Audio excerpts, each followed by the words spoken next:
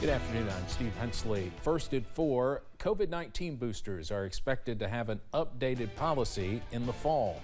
The FDA's most recent updates advise the elderly and the immunocompromised to get a second booster shot. Dr. Shelley Stanko from St. Joseph's Health in London says that staying up to date with booster recommendations is essential in fighting off COVID-19. There was a recommendation for the first booster beginning probably last fall. And so a lot of healthcare workers got that then and then, rolled out to the general public. The most current recommendation has been for a second booster for persons who are over 50 and or people with immunocompromising conditions. A new booster is expected to arrive sometime this fall. Pfizer is seeking FDA approval for its COVID antiviral medication Paxlovid. The company submitted its new drug application on Thursday. The oral medication is currently authorized for emergency use only. Paxlovid is used to treat people ages 12 and older with mild to moderate COVID who are at risk of developing more severe symptoms. Pfizer said its Paxlovid study showed an 86% reduction in risk of hospitalization or death. We are once again partnering with the Kentucky Blood Center to host our annual summer blood drive tomorrow. It will be held outside the station here in Hazard tomorrow from 3 until 7 p.m. Donors will be entered to win a new 2022 Toyota RAV4 and an all-inclusive Jamaican vacation for two. You need to bring your ID with you if you plan to donate.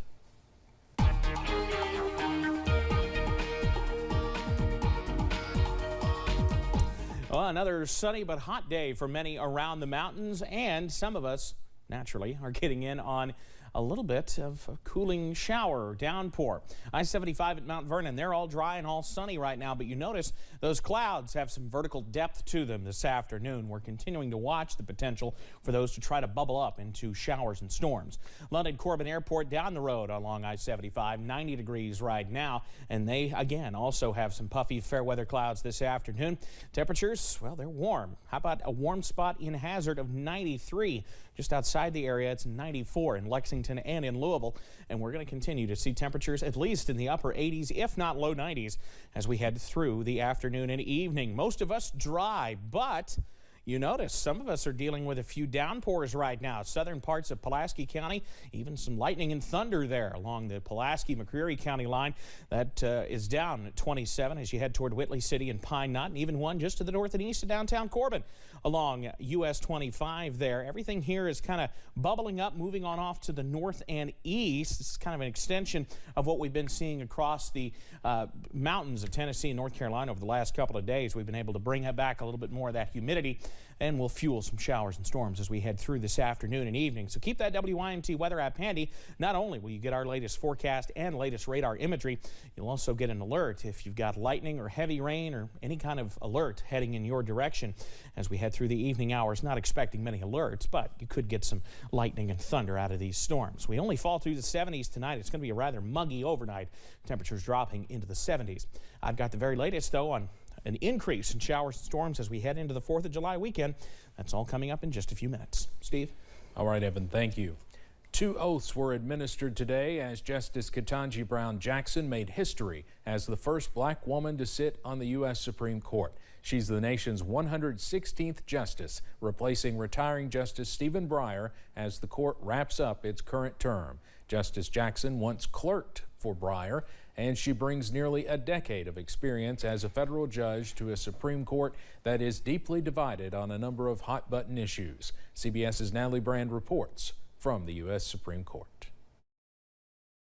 I, Ketanji Brown Jackson, do solemnly swear. It's a ceremony that makes history as Justice Ketanji Brown Jackson becomes the first black woman to sit on the nation's highest court. So help me God. Her official swearing in comes as Justice Stephen Breyer retires following the current term's close, nearly 3 months since her Senate confirmation. In my family, it took just one generation to go from segregation to the Supreme Court of the United States.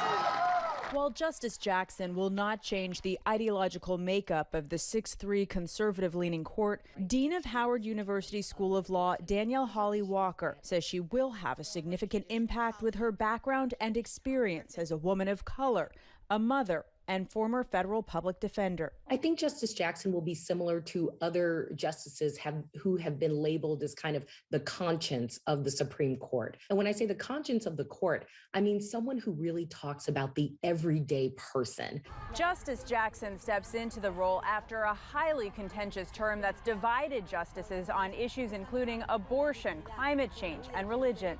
This term has been probably one of the most heavily controversial, politicized terms ever in the history of the court, and we can expect more of that to come. I am pleased to welcome Justice Jackson to the court and to our common calling. In its next term, the court is expected to decide on more contentious issues, including voting rights, LGBTQ rights, and affirmative action. Natalie Brand, CBS News, the Supreme Court. Justice Jackson is a Harvard graduate and has served on its Board of Overseers. During her confirmation hearing, she said she would recuse herself from the affirmative action case involving Harvard, though she could rule on a challenge involving the University of North Carolina. Well, the Supreme Court has issued a ruling that will curb the Environmental Protection Agency's ability to fight climate change. The 6-3 decision announced today limits the EPA's capacity to broadly regulate carbon emissions from existing power plants. It's a defeat for the Biden administration's attempts to slash emissions amid concerns over global warming.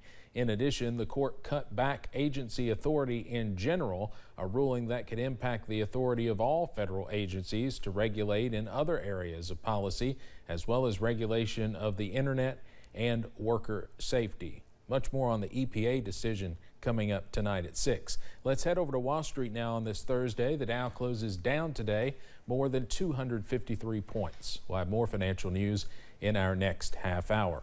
But straight ahead here on First at 4, two Eastern Kentucky natives celebrate 79 years of marriage. Yes, 79. They share their secrets to a lifetime of marital bliss. The showers and storms are not far away in today's forecast. The latest on some rain moving in that we so desperately need coming up.